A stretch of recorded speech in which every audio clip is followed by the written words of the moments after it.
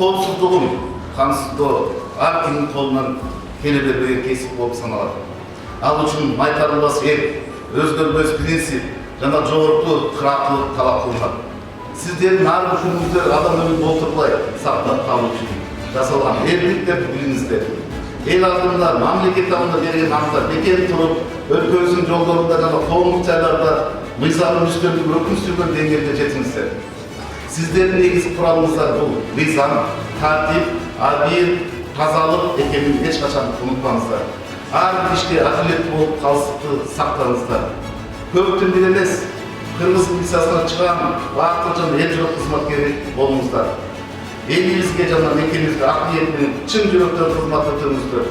Сиздерге бекем доосулук, каржыбас кайрат, эң күч жана бакылап турмушкалы. Баарыңыздарды кесиптик 90 жылдык байрамыңыздардын баары жолун куттап кетип уруксат сиздер. Байрамыңыз